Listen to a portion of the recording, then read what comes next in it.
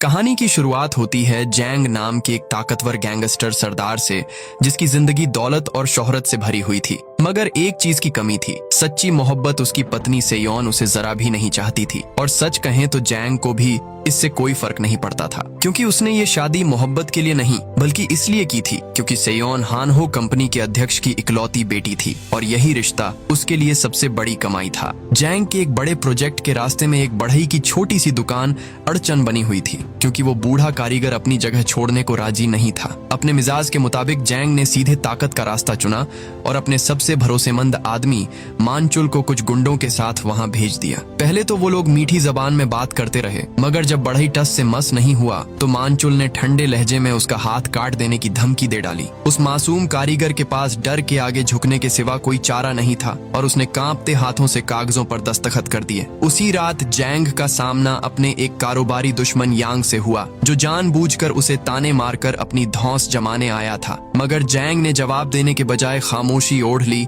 और यांग को बेरंग वापस लौटना पड़ा। अंदर ही अंदर यांग बस सही मौके की ताक में था कि कब जैंग को रास्ते से हटाकर उसका सारा कारोबार हड़प ले। नई इमारत हाथ लगने की खुशी में जैंग एक पुराने मामूली से रेस्तरां पहुंचा, मगर उसका मकसद रावण खाना नहीं था। असल में वो अपने अतीत के किसी चेहरे को ढूंढने आया था। उसने वहां के मालिक से उस औरत के बारे में पूछा जो बरसों पहले ये जगह चलाया करती थी। जवाब मिला कि वो शायद अब इस दुनिया में नहीं रही। ये सुनकर जैंग का दिल भारी हो गया, और रावण का एक कौर भी उसके गले से नीचे न उतरा। वहीं पास की मेज पर डोंग नाम का एक स्कूली लड़का बैठा था। तभी डोंग को एक फोन आया और हड़बड़ी में उसे पता चला कि उसका बटुआ गुम हो गया है। रेस्तरां की औरत ने हंसते हुए कहा कि उसके पैसे ये सामने बैठे साहब चुका देंगे, और जाते जाते जैंग से एक तोहफा देने का वादा भी कर डाला। पैसे चुकाकर जैंग बाहर निकला ही था कि एक कूड़े के ट्रक की वजह से उसकी गाड़ी रास्ते में फंस गई। झुंझलाकर वो नीचे उतरा, मगर उसे क्या पता था कि किस्मत उसके लिए एक अजीब खेल रच चुकी थी। ठीक उसी पल वही लड़का डोंग पास की एक छत की मुडेर पर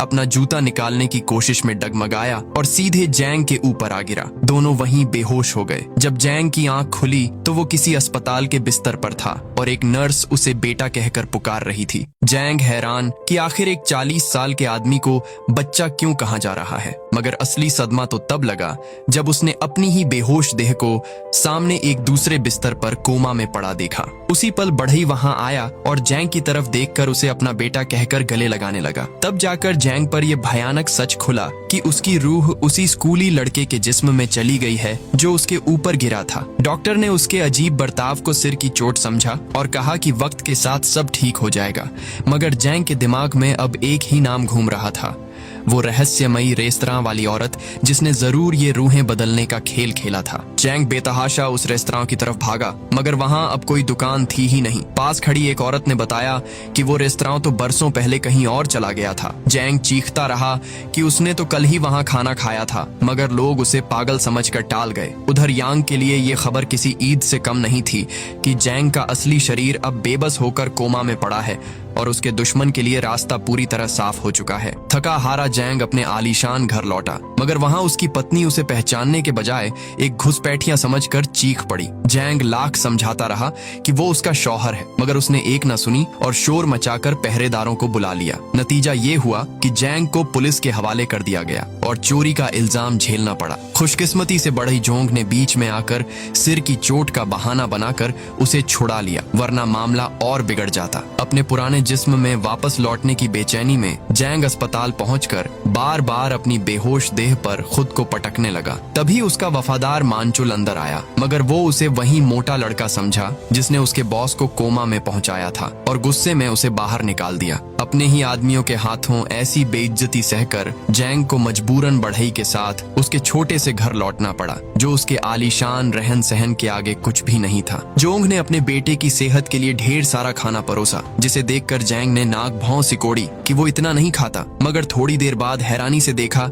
कि सारी थालियां खाली पड़ी हैं। तब उसे एहसास हुआ कि भले ही दिमाग उसका अपना हो, मगर इस लड़के के जिस्म की भूख उसके बस में नहीं। उधर जोंग को यकीन था कि उसके बेटे ने खुद छत से छलांग नहीं लगाई, बल्कि किसी ने उसे ऐसा करने पर मजबूर किया था, और वो सच जानना चाहता था। अगली सुबह दोनों स्कूल पहुंचे, जहां जोंग ने प्रधानाचार्य से अपने बेटे के साथ हुई बदसलूकी की शिकायत की, मगर उसने साफ इनकार कर दिया। उसके टाल मटोल भरे रवैये से जोंग ताड़ गया कि ये आदमी सच छिपा रहा है। इधर कक्षा में जैसे ही डोंग दाखिल हुआ, कुछ लड़कों ने उसका मजाक उड़ाना शुरू कर दिया। इससे जैंग समझ गया कि ये मासूम लड़का यहाँ हर रोज सताया जाता था और सबके लिए एक आसान निशाना बना हुआ था। दोपहर के खाने के वक्त जैंग ने देखा कि लड़कियों का एक झुंड यूनान नाम की एक मासूम छात्रा को बुरी तरह सता रहा है, उसका खाना खराब करके उस पर उड़ेल रहा है। जैंग से ये जुल्म देखा न गया और उसने उन्हें रोका, जिस पर ताइवोक नाम का एक दबंग लड़का उससे भिड़ने आ गया। मगर तभी एक शिक्षक के आ जाने से मामला टल गया। स्कूल के बाद उन्हीं लड़कों ने जैंग को घेर कर धमकाना चाहा, मगर इस बार पाला एक गैंगस्टर की रूह से पड़ा था। जैंग ने बिना किसी मेहनत के उन सबकी धुनाई कर दी और आराम से वहां से चला गया। कुछ देर बाद उसने देखा कि वही गुंडे एक और लड़के किम्जे को बाथरूम में पीट रहे हैं और उसे ब्लैकमेल करने के लिए उसका वीडियो तक बना रहे हैं। जैंग ने ऐन मौके पर पहुंचकर सबको पटक दिया और ताइवोक का फोन छीन लिया। उसी फोन में उसे एक वीडियो मिला जिसने डोंग के साथ हुए हादसे की पूरी सच्चाई उसकी आंखों के सामने रख दी। उस वीडियो में साफ दिख रहा था कि उन गुंडों ने यूनान को एक एंटीना पर लटका दिया था और डोंग को मजबूर किया कि वो दीवार पर चलकर उसे बचाए। इसी कोशिश में डोंग का संतुलन बिगड़ा और वो नीचे जा गिरा और यही गिरना जैंग के ऊपर आ टपकने की असली वजह बना। अब जैंग के सामने पूरी तस्वीर साफ थी। उसने उस फोन की एक कॉपी बनाकर गुंडों के सरदार को कड़ी चेतावनी दी कि अगर उसे अपनी खैर मनानी है तो आगे से किसी को न छेड़े। इधर मौका देखकर जैंग की पत्नी अपने शौहर के कोमा का जमकर फायदा उठा रही थी, मगर यांग ने उसकी रंगरलियों की तस्वीरें खींचकर उसे ब्लैकमेल कर डाला और देखते ही देखते दोनों जैंग को बर्बाद करने के लिए एक हो गए। उस रात जैंग ने अस्पताल जाकर अपने वफादार मानचुल को अपनी असलियत का यकीन दिलाया। उसने ऐसी कई निजी बातें बताईं जो सिर्फ असली जैंग ही जान सकता था और आखिरकार मानचुल को मानना पड़ा कि उसका बॉस इसी लड़के में कैद है। मानचुल ने बताया कि वो दरअसल जैंग के बेहोश जिस्म की रखवाली इसलिए कर रहा था क्योंकि यांग उसे अस्पताल में ही मरवाने की फिराक में था। अगले दिन स्कूल में जैंग की टक्कर एक लड़की से हुई जिसका खिलौना गिर गया। उसे लौटाने के चक्कर में जैंग की मुलाकात उसकी माँ से हुई और उसे देखते ही जैंग के पैरों तले जमीन खिसक गई, क्योंकि वो औरत कोई और नहीं बल्कि मिसन थी, जैंग का पहला प्यार, जिसे छोड़कर उसने दौलत की खातिर शादी की थी। मिसन हैरान रह गई जब इस अजनबी लड़के ने उसे उसके नाम से पुकारा और बेतकल्लुफी से बात की। उसने डांट कर उसे भगा दिया, मगर जैंग के दिल में पुरानी यादें ताजा हो गईं। उसके मन में एक सवाल कौंधा कि अगर मिसन उस सताई जाने वाली लड़की यूनान की माँ है तो उसका पिता आखिर कौन है। इस शक को मिटाने के लिए जैंग ने चुपके से यूनान के कुछ बाल हासिल किए और एक डीएनए जांच करवा डाली, जिसके नतीजे ने उसकी दुनिया हिला दी। जांच ने साबित कर दिया कि यूनान उसकी अपनी बेटी है, वही मासूम बच्ची जिसे स्कूल में रोज जलील किया जाता था। ये सच जानकर जैंग का खून खौल उठा। अगले ही दिन जब उन लड़कियों ने यूनान पर चोरी का झूठा इल्जाम लगाया तो जैंग ने खुद पर इल्जाम लेकर अपनी बेटी को बचा लिया, मगर उसे रोता देख उसका गुस्सा 7वें आसमान पर पहुंच गया और उसने मानचुल से उन लड़कियों को सबक सिखाने को कहा, जिसे मानचुल ने ये कहकर टाल दिया कि वो अब भी बच्चियां हैं। मानचुल ने समझाया कि यूनान को ये लड़ाई खुद लड़नी होगी। ये सोचकर जैंग मिसन से मिलने पहुंचा, जिसे जरा भी अंदाजा नहीं था कि इस लड़के में उसके पुराने प्यार की रूह बसी है। उसने मिसन को बताया कि स्कूल वाले उनकी बेटी के साथ हो रहे जुल्म पर आंखें मूंदे बैठे हैं। ये सुनकर मिसन बेबसी से रो पड़ी और जैंग को कोसने लगी कि उसे क्या पता कि वो माँ बेटी ने अकेले कितनी तकलीफें झेली हैं। तब जैंग ने वादा किया कि अब वो सब संभाल लेगा। उधर जैंग की पत्नी अब पूरी तरह यांग के साथ मिल चुकी थी और उसने अपने पिता अध्यक्ष हान के सामने झूठे कागजात पेश करके जैंग पर एक बड़े माली घोटाले का इल्जाम मढ़ दिया। इस बीच जैंग ने ठान लिया कि वो अपनी बेटी की हिफाजत करेगा और इस कमजोर लड़के के जिस्म को ताकतवर बनाएगा। उसने जिम में कड़ी मेहनत शुरू कर दी और मिसन ने भी यूनान को आत्मरक्षा सीखने वहीं भेज दिया, जहां मानचुल ने ट्रेनर बनकर दोनों को तैयार करना शुरू किया। कुछ ही दिनों में यूनान एक माहिर लड़ाका बन गई और जैंग का भी वजन घटकर बदन कसा हुआ हो गया। जब वो बदले हुए रूप में स्कूल लौटा तो सब उसे देखते रह गए। घर पर उसे अपनी बेटी की बचपन की तस्वीरें मिली, जिन्हें देखकर उसका दिल भर आया। उसी शाम जब बढ़ई झोंग अपनी मजदूरी लेकर लौट रहा था तो पुराने कर्ज की वसूली के नाम पर कुछ आदमियों ने उस पर हमला बोल दिया जैंग बीच बचाव में कूदा, मगर असली काम बाद में मानचुल ने अकेले जाकर किया। मानचुल ने अड्डे पर जाकर उन सबकी हड्डियां तोड़ दी और याद दिलाया कि असल कर्ज तो मामूली सा था, जिसे ये लोग कई गुना बढ़ाकर वसूल रहे हैं। डर के मारे गिरोह ने कर्ज कम कर दिया। जब घर लौटकर जोंग ने देखा कि उसका बेटा उसके लिए खाना बना रहा है तो वो भावुक हो उठा। इधर स्कूल में जब उन्हीं दबंग लड़कियों ने दोबारा यूनान को छेड़ा तो इस बार यूनान ने डरने के बजाय उन्हें ऐसा सबक सिखाया कि वो दोबारा उसकी तरफ देखने की हिम्मत न कर सकी। अपनी बेटी को इस तरह बहादुर बनते देख जैंग का सीना गर्व से चौड़ा हो गया। उसी खुशी में वो मिशन के रेस्तरां पहुंचा, जहां मिशन ने उसे रावण परोसते हुए कहा कि उसे खाते देखकर उसे यूनान के पिता की याद आ जाती है। तभी कुछ बदतमीज ग्राहकों ने मिशन को छेड़ना शुरू कर दिया, जिस पर जैंग का गुस्सा फूट पड़ा। उसने मिशन को रसोई में भेजकर अकेले ही उन सब से निपटना शुरू कर दिया, मगर एक को बुरी तरह पीटते देख मिशन घबराकर उसे रोकने दौड़ी। मिशन ने पूछा कि आखिर वो है कौन और उसे बार बार अपनी औरत क्यों कह रहा है। तब जैंग ने उसे जिस्म बदलने की पूरी कहानी सुना दी, जिस पर यकीन करना नामुमकिन था, मगर जैंग ने उसके अतीत की ऐसी ऐसी निजी बातें बताईं जो सिर्फ उसका असली शौहर ही जान सकता था। आखिरकार मिशन को यकीन हो गया। जैंग ने तड़प कर पूछा कि उसने आखिरी मुलाकात में अपने माँ बनने की बात क्यों छिपाई, वरना वो उसे कभी न छोड़ता। मगर मिशन का दिल पत्थर हो चुका था। उसने दो टूक कह दिया कि उसकी नजर में यूनान सिर्फ उसकी बेटी है, क्योंकि उसने उसे अकेले पाला है, और जैंग को हमेशा के लिए उनकी जिंदगी से चले जाने को कहा। भारी मन से जैंग लौट गया, मगर मिशन के जहन में वो आखिरी दिन घूम गया जब वो उसे अपने माँ बनने की खुशखबरी देने वाली थी। मगर जैंग ने उससे पहले ही उसे ठुकराकर दौलत के लिए अध्यक्ष की बेटी से शादी कर ली थी, और यही धोखा आज भी उसके दिल में चुभता था। अगले दिन स्कूल में एक अमीर लड़के ने यूनान को अपनी जन्मदिन की पार्टी में बुलाया, जिससे वो चुपके से खुश हो गई, क्योंकि वो उसे पसंद करती थी। ये देखकर जैंग का दिल बैठ गया और वो खामोशी से उठकर चला गया। उधर उसने मिशन को मिलने का संदेश भेजा। जब मिशन उससे मिली तो जैंग ने अपने सारे गुनाहों की माफी मांगी और दोबारा साथ रहने की गुजारिश की, मगर मिशन ने ये कहकर ठुकरा दिया कि वो पहले से शादीशुदा है और ये रिश्ता अब मुमकिन नहीं। मिशन ने जोरदार थप्पड़ रसीद किया और आसपास के लोग हैरान कि इतना नौजवान लड़का एक बड़ी उम्र की औरत के साथ ये कैसी हरकत कर रहा है। गुस्से में मिशन उसे पुलिस थाने तक घसीट ले गई, मगर तभी जैंग को अपने दोस्त का फोन आया कि यूनान खतरे में है। ये सुनते ही जैंग सब कुछ छोड़कर पार्टी की तरफ भागा, क्योंकि उसे अपनी बेटी की जान की पड़ी थी। उस अमीर लड़के ने पार्टी में यूनान पर शराब पीने का दबाव डाला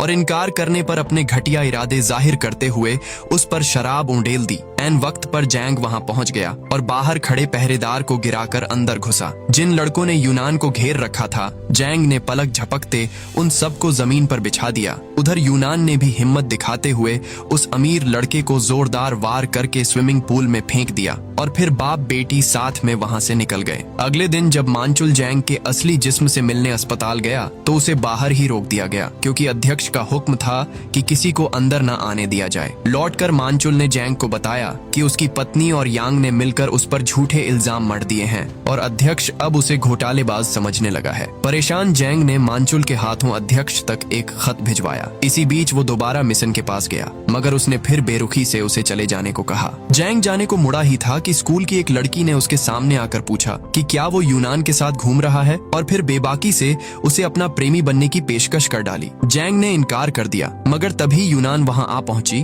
और उसने भी जैंग से वही सवाल कर डाला। जैंग ने साफ मना कर दिया। घर जाकर जब यूनान ने अपनी माँ से कहा कि वो डोंग को अपना प्रेमी बनाना चाहती है तो मिशन के होश उड़ गए, क्योंकि वो जानती थी कि उसमें असल में किसकी रूह है। मिशन ने यूनान को सख्ती से उससे दूर रहने को कहा और अगले दिन स्कूल जाकर जैंग से भिड़ गई कि उसने आखिर ऐसा क्या किया कि उसकी बेटी उस पर पैदा हो गई। जैंग ने सफाई दी कि वो बस दोस्ताना बर्ताव कर रहा था, मगर मिशन ने उसे हमेशा के लिए उनकी जिंदगी से निकल जाने को कहा कि वो दोबारा कभी साथ नहीं रह सकते, क्योंकि वो शादीशुदा है। एन उसी पल यूनान वहां आ गई और पूछ बैठी कि शादीशुदा कौन है। हड़बड़ाहट में जैंग के मुंह से निकल गया कि उसे यूनान की माँ पसंद है। ये सुनते ही यूनान के पैरों तले जमीन खिसक गई। उसे लगा जैसे उसकी अपनी माँ ने उसका प्यार छीन लिया हो, और वो आंसुओं में डूबी वहां से भाग गई। मिशन गुस्से में जैंग पर बरस पड़ी कि उसने ऐसा क्यों कहा। उधर अस्पताल में यांग पहरेदारों को चकमा देकर जैंग के बेहोश जिस्म को हमेशा के लिए खत्म करने की नीयत से पहुंच चुका था। यांग जैसे ही वार करने वाला था, तभी जैंग की देह में अचानक हरकत हुई